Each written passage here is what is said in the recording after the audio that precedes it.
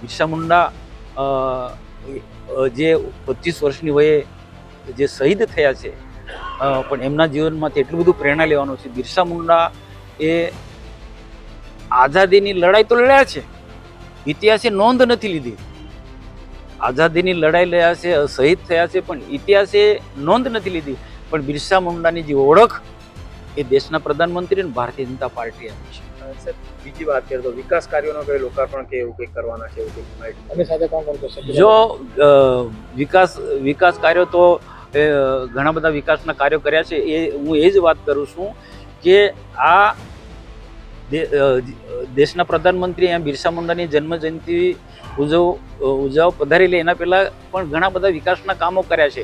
અને રાજ્ય સરકાર તરફથી પણ આના અનુસંધાને જ ઘણા બધા વિકાસના કામો થઈ રહ્યા છે. અને જે પેટા યાત્રા નીકળી છે, આદિવાસી ગૌરવ યાત્રા, અનુસૂચિત જનજાતિ ગૌરવ યાત્રા, જે બિરસા મુંડાના જન્મ જયંતિ ના દિવસે બડી મોટા ધામધૂમથી ઉજવવાનો છે. એના ભાગરૂપે એક અંબાજીથી સ્ટેચ્યુ ઓફ યુનિટી સુધી એ યાત્રા આજે સમાપન થવાની છે.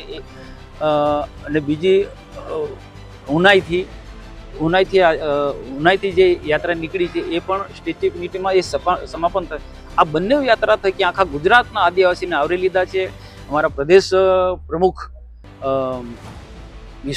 જગદીશ વિશ્વકર્મા જે ગઈકાલે જ માંગરોળ તાલુકાની અંદર બિરસા મુંડાની પ્રતિમાની અનાવરણ વિધિ કરી, ટાટિયા ભીલની પ્રતિમાની અનાવરણ વિધિ કરી. એ ઉપરાંત જનતાને આ બંને યાત્રા થકી જનતાને ભારતીય જનતા પાર્ટીના શાસનની અંદર જે કલ્યાણકારી યોજનાઓ છે એ કલ્યાણકારી યોજનાઓથી પણ માહિતગાર કર્યા છે.